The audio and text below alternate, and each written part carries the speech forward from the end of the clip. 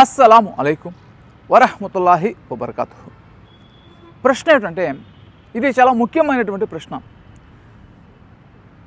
పేదరికంలో ఉన్నటువంటి బంధువుని ఒక ధనవంతుడైనటువంటి బంధువు ఒక పెళ్లిలో పలకరించలేదు. అయితే ఈ పేదరికంలో ఉన్నటువంటి బంధువు చాలా బాధపడిపోయి మనల్ని ప్రశ్న అడిగాడు, ఎందుకు నన్ను పలకరించటం లేదు? మా పేదరికమే దానికి కారణమా? దీనికి ఖురాన్ ఇచ్చేటటువంటి ఒక సలహా ఏమిటి? దీని గురించి తెలియచేయండి అని ఒక వ్యక్తి మనల్ని అడిగినటువంటి ప్రశ్న. అయితే చాలా మంచి ప్రశ్న.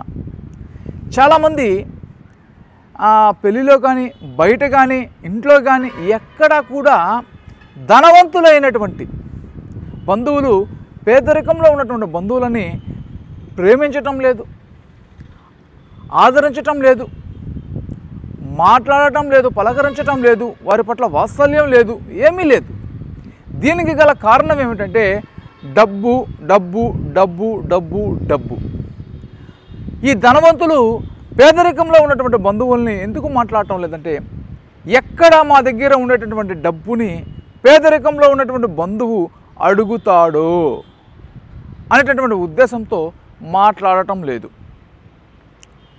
ఇందువలన ఆ పేదరికంలో ఉన్నటువంటి బంధువు చాలా బాధపడిపోతున్నాడు, కుమిలిపోతూ ఉన్నాడు.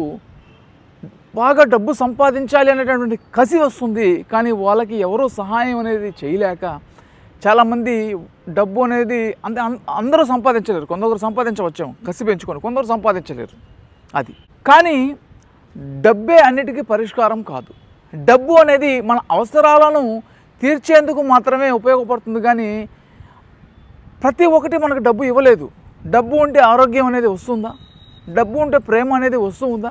రాదు. డబ్బు ఉంటేనే దొంగ ప్రేమలు ఎక్కువ వస్తూ ఉన్నాయి, దొంగ పరిచయాలు ఎక్కువ వస్తూ ఉన్నాయి. కానీ చాలామందికి తెలియక మంచి వాళ్ళు అయినప్పటికీ కూడా పేదరికంలో ఉన్నటువంటి బంధువుల్ని ధనవంతులు దూరం చేసుకుంటున్నారు. మా దగ్గర ఉన్నటువంటి డబ్బుని ఎక్కడ అడుగుతారు అని. కానీ ఖురాన్లో అల్లా దీని గురించి తెలియజేసేది ఏమిటంటే, ఖురాన్లో అనేక దగ్గరలో ఉంటుంది. ఉదాహరణకి ఖురాన్లోనే సూర బకరా 2వ సూర 177వ వాక్యంలో కానీ, సూర బకరా 2వ సూర 83వ వాక్యంలో కానీ, సూర బకరా 2వ సూర 217వ వాక్యంలో కానీ, సూర బకరా 2వ సూర 180వ వాక్యంలో కానీ, 17వ అధ్యాయం 26వ వాక్యంలో కానీ, ఇలాగా అనేక దగ్గరలో ఖురాన్లో అల్లా తెలియజేసేది ఏమిటంటే, మేము ఇజ్రాయేల్ సంతతి వారి దగ్గర వాగ్దానం తీసుకున్నాము, వాళ్ళ యొక్క బంధువుల్ని తల్లిదండ్రులని ఆదరించాలి, ప్రేమించాలి, వాళ్ళకి సహకరించాలి అని. మీరు ఏ తూర్పు దిక్కుకో పడమర దిక్కుకో తిరగడం అనేది విధేయత కాదు, దేవుడి పట్ల ప్రేమ కాదు. బంధువులని ఆదరించాలి, అనాథల పట్ల ఆప్యాయత చూపించాలి, వీళ్ళకి ఖర్చు పెట్టాలి. ఓ ప్రవక్త, వారు నిన్ను అడుగుతూ ఉన్నారు కదూ, మీరు దేనిపైన ఖర్చు చేయాలని?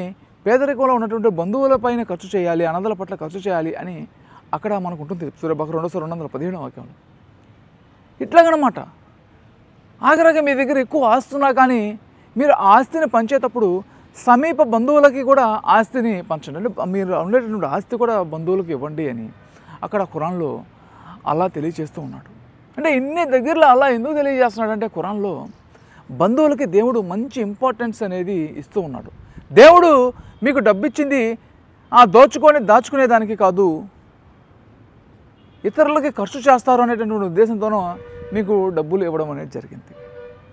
మీరు అనుకోవచ్చు ఈరోజు మేము దాచిపెట్టుకుంటామని, కానీ మీకు కూడా ఏదో ఒక కష్టం అనేది వస్తుంది. ఏదో ఒక కష్టం అనేది వచ్చినప్పుడు మిమ్మల్ని మీ బంధువులు చూసుకోవాలి, మీరు చనిపోయిన తర్వాత దేవుడు మిమ్మల్ని చూసుకోవాలి.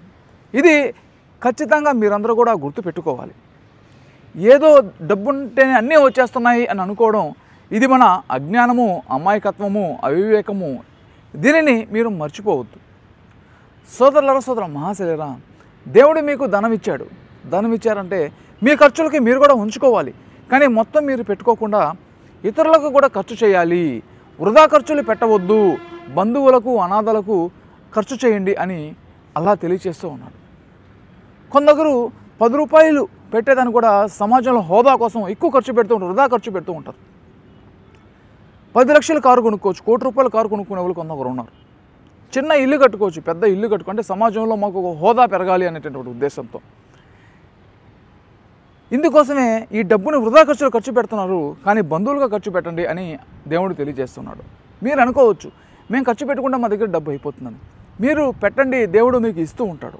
ఈ చేత్తో మీరు పెడితే ఈ చేత్తో దేవుడు మీకు ఇస్తూ ఉంటాడు.